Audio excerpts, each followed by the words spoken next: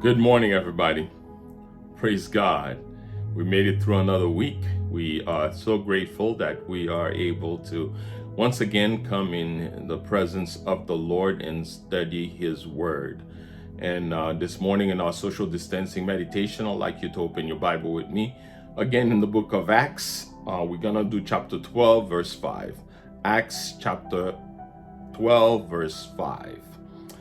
So Peter was kept in prison, but the church was praying fervently to God for him. The church was praying fervently. This verse here reminds me of what James said in his epistles in James chapter 5, verse 16. The fervent prayer of a righteous man is powerful and effective. Now we can see that James understood the power of a church that is praying fervently. As we can see in the verses that follows in this chapter, their prayer for Peter were answered. But you can ask the question, what about James? Why God didn't answer the prayer that was uttered for James? Just briefly, I want you to understand, I mentioned James twice in the beginning here. Understand, I'm talking about two different people named James. The first one is the one who wrote the epistle of James, and he was Jesus' half-brother, and the second James was the son of Zebedee, one of Jesus' disciples. We also have those difficult questions even today. When a Christian brother is going through intense suffering while another does not, while we will not find the answer to those questions in the Bible, but the Word of God assures us that all suffering falls under the sovereign purposes of God. We can, with full assurance, believe that whatever God does and allows to happen in our life is ultimately for our good and for His glory. We can trust the Lord to do what is best for us. You see, God's purposes are not the same for each Christian. As I've said before, we cannot put God in a box and expect Him to act the same way for each of us, even in the same exact situation. Hence, the reason we cannot compare our circumstances to someone else's. Instead, we should ask ourselves, am I, to the best of my ability, following the Word of God and the leading of the Holy Spirit in determining God's will for my life? What we see in our reading this morning is that both Peter and James were both exactly where God wanted them to be, but the Lord had different plans for the way that they would bring glory to His name on this earth. Our verse this morning is telling us that the church was praying fervently to God for Peter.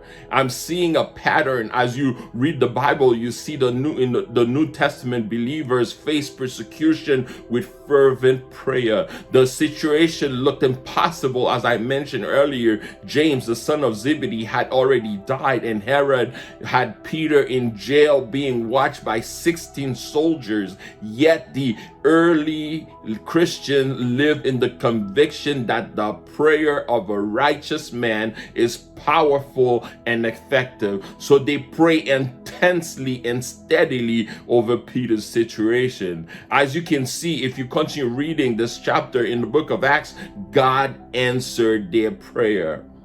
One of the things with the early church, with the early Christians, they were often engaged in prolonged corporate prayer. God's intention was always for His people to gather together for enduring and meaningful prayer. Jesus said in Matthew 21 verse 13, my house will be called a house of prayer. If you go to a church and they claim to believe in the Word of God and does not practice fervent corporate prayer, something is terribly wrong in their belief system.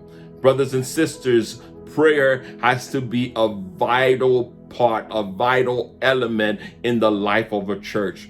I'm not talking about just a 1 or 2 minutes prayer. I'm talking about the type of prayer that brought the Holy Spirit down in the upper room where the disciples were waiting. I'm talking about prayer that broke the chains and got Peter out of the prison cell while all the soldiers were watching him. You see, all the preaching, teaching, singing is good, but if we want genuine power of God in the presence of the Holy Spirit to be manifested in our midst, we need to be a praying church. We need to be a praying people. Another word, we need to be constantly joined together in prayer. I'm sure that I'm not alone in asking this. Have you ever found yourself in a situation where you didn't have enough faith to pray? I see your hands being lifted and saying, yes, that's me. And that's why I'm gonna say, let's go even deeper. These things that you've been praying for and waiting for, it is not happening the way that you expected. See, God answers you. Sometimes God answers your prayer, but you are in such a low place that you're not even sure if it's God that's answering your prayer. In fact, you are asking yourself, is it really God that just came through here? In Acts 12, James, the brother of John, is arrested and executed by King Herod Agrippa. And Jesus explained that the 12 apostles will sit on the throne judging the 12 tribes. He did not say that it would happen before their death or resurrection. For those who expected the kingdom immediately, however, the death of one of the apostles was a faith-testing event. James was not only one of the 12, but he was one of the 3 closest to Jesus. Now Peter, the leader of the 12, is arrested and scheduled to face the same fate as James. The church prays fervently for his release. While believers pray, an angel of the Lord comes and leads Peter out of the prison, and he heads for a Christian household where it turns out believers are praying. Yet when we first arrived, the believers instantly did not believe that their prayer was answered. Allow me now to borrow an analogy from the Gospel of Luke this morning. Those inside have been knocking in prayer that a figurative door may be open for them, which was Peter's release. Yet failed to believe that the answer to their prayer is knocking on their door. See, we can't be happy that God is not limited this morning or limited to acting according to our faith, because sometimes our faith is so weak. That was certainly the case when Gabriel was sent to Zechariah to let him know that his wife Elizabeth was going to have a son. Moses certainly didn't have faith to prevent or to make the burning bush burn. To a lesser extent, it was also true when believers were praying for Peter's release from Herod's plans to kill him in Acts 12. But while their faith wasn't perfect, they had enough faith to pray. Sometimes, my friends, that is just what you need, just enough faith to pray. You see, the brothers and sisters came to the right place with their needs, and we can see that they find themselves in a place that we are all probably so familiar to all of us, where we just had limited faith that didn't match God's much greater power. It takes just a mustard seed, Jesus said, because the real issue is not how big is our faith, but how big is the God in whom we're placing our trust.